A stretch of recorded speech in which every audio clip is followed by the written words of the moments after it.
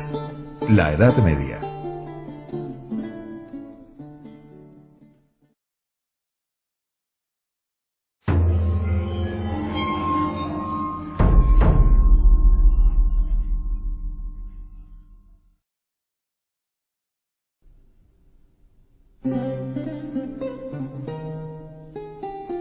A pesar de que ningún evento concreto determine el fin de la antigüedad y el inicio de la Edad Media, podemos decir que es un periodo de la historia europea que transcurrió desde la desintegración del Imperio Romano de Occidente en el siglo V hasta el siglo XV con el descubrimiento de América.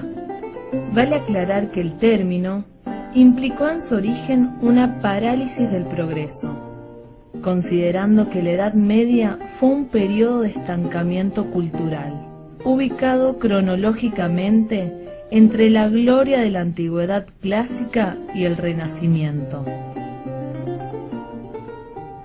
Las guerras, invasiones, epidemias y hambrunas fueron muy frecuentes.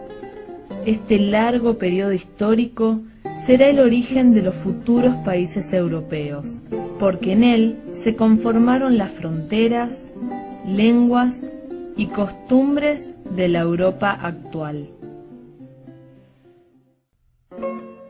Ubicaremos dentro de la Edad Media dos grandes etapas. La Alta Edad Media. Hacia mediados del siglo XI, Europa se encontraba en un periodo de evolución desconocido hasta ese momento. La época de las grandes invasiones había llegado a su fin, y el continente europeo experimentaba el crecimiento dinámico de una población ya asentada. Renacieron la vida urbana y el comercio regular a gran escala, y se desarrolló una sociedad y cultura que fueron complejas, dinámicas e innovadoras. La Baja Edad Media. Esta estuvo marcada por los conflictos y la disolución de dicha unidad. Fue entonces cuando empezó a surgir el Estado moderno y la lucha por la hegemonía entre la Iglesia y el Estado se convirtió en un rasgo permanente de la historia en Europa durante algunos siglos posteriores. Las ciudades continuaron creciendo y comenzaron la lucha por la autonomía política. Este conflicto urbano se convirtió además en una lucha interna en la que los diversos grupos sociales quisieron imponer sus respectivos intereses.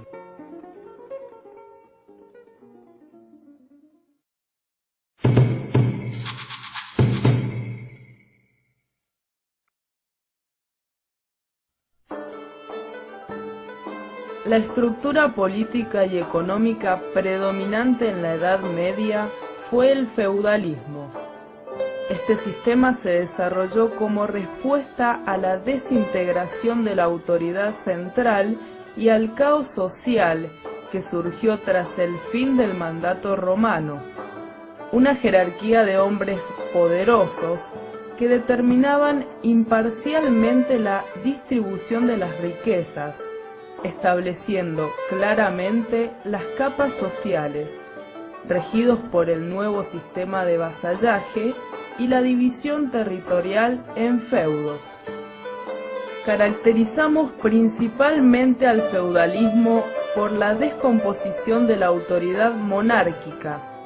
La defensa del país pasó a manos de los príncipes, después jefes de menor importancia, condes y hombres lograron su independencia de estos.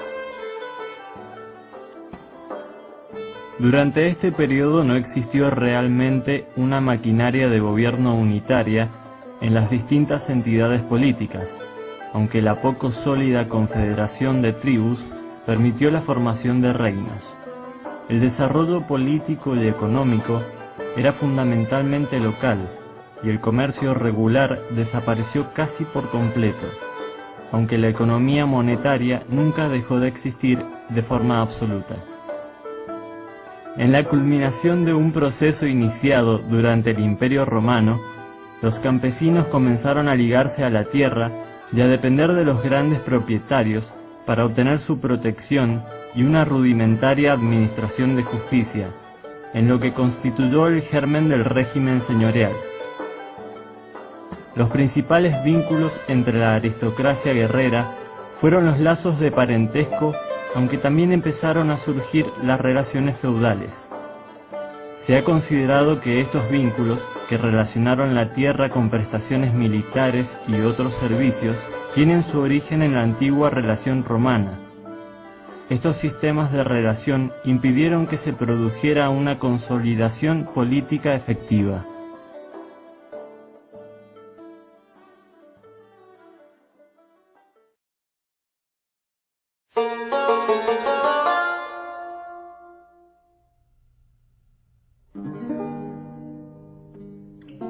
Alrededor del año 1000, las prohibiciones aprobadas en los concilios de paz llevaron a la madurez la teoría de los 3 órdenes que lentamente se elaboraba en el pequeño mundo de los intelectuales.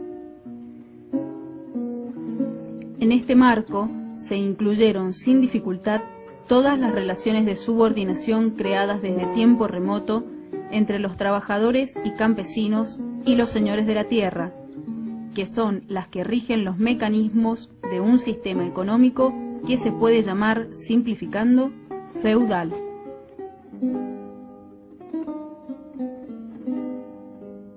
Los nobles estaban ligados al rey por un pacto de fidelidad. El rey concedía el feudo a cambio de que el noble, su vasallo, se comprometiese a presentarle ayuda militar y consejo en el gobierno. El vasallaje conllevaba una ceremonia ritual en la que el vasallo prestaba homenaje a su señor, poniendo sus manos entre las de éste y besándole en la cara o en la boca, le juraba fidelidad. Por su parte, el señor se comprometía a asegurarle su protección y a mantenerlo en su propia casa o a concederle un castillo o unas tierras con las que mantenerse él mismo. El clero se situaba en la cima de la jerarquía de los órdenes.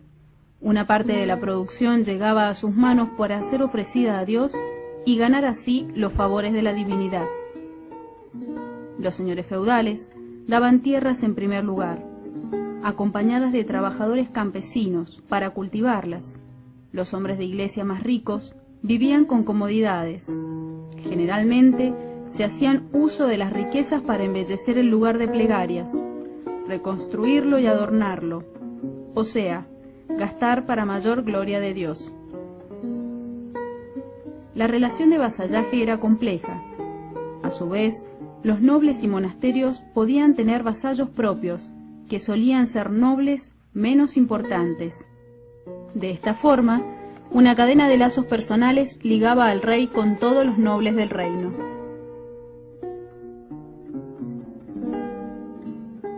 En el segundo orden se encontraban los caballeros, que gastaban para su propia gloria y placeres de la vida. Este grupo poseía la tierra, vivía en la ociosidad y consideraba la tarea productiva indigna de su rango. Se encontraba en una situación de independencia.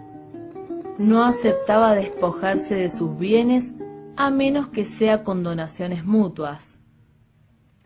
El uso que hacía de su riqueza era procurarse los medios para combatir con entrenamiento físico e inversiones para que aumentara su potencial militar, y una parte de los ingresos para la mejora de los guerreros, del caballo y de las armas. Compuesta por los campesinos, eran la gran masa del pueblo y debían proporcionar a los otros órdenes medios para mantener su ocio y alimento para sus gastos. Dedicados al trabajo manual, eran considerados degradantes, privados de plena libertad. El campesinado aparece sometido a la explotación de otros y su producción está presa del señorío. Clasificación del tercer orden. Siervos, no podían dejar la tierra del señor. Campesinos, el señor le daba una parcela para cuidar. Campesinos independientes, podían escapar de este dominio y tener tierras propias. campesinos con tierras comunales. Eran gente que llegaba a un lugar y no se repartían las parcelas, sino que todos la trabajaban para un bien y un uso común.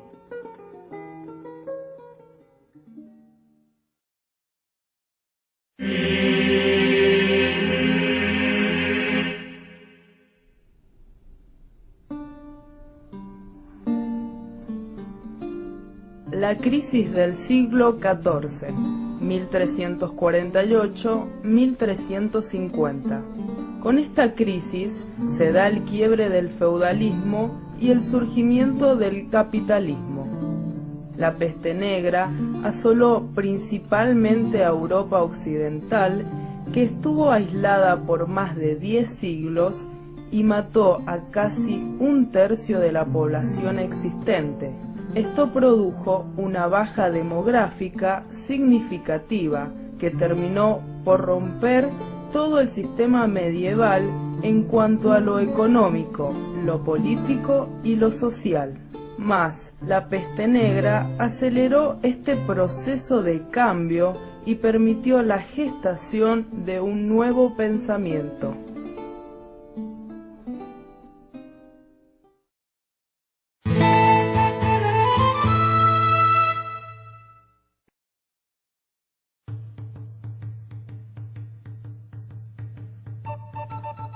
A fines del siglo XI surgen los burgos, ciudades en donde apareció la burguesía como nueva clase social.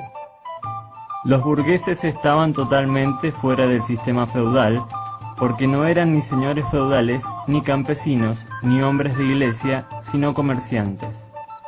No era raro que los burgueses y la nobleza y el clero se miraran con desconfianza, pero se necesitaban. Los burgueses pagaban los impuestos que la nobleza les ponía y que servían para costear las guerras y las catedrales. Comienza con los artesanos que fabrican sus productos y los venden.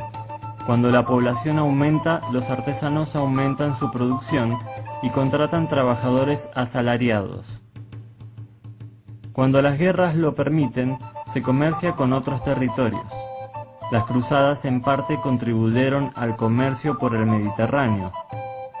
Este comercio va haciendo que se forme una clase social de gente adinerada, los mercaderes.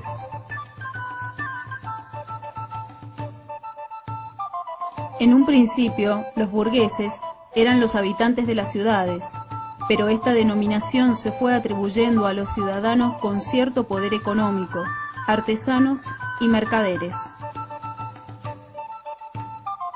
Esta clase social va a desarrollarse y tener toda su influencia en la edad moderna. La mentalidad burguesa era urbana y progresista, transformaba la vida en un proyecto y lo une a una imagen dinámica de la realidad. Lo propio del burgués es gozar la vida, alcanzar la gloria y la fortuna. Se desarrollan los procedimientos prácticos a partir de la experiencia. Se elabora el método experimental y el conocimiento científico. Los burgueses se empiezan a admitir que Dios no interviene en la contingencia de cada día.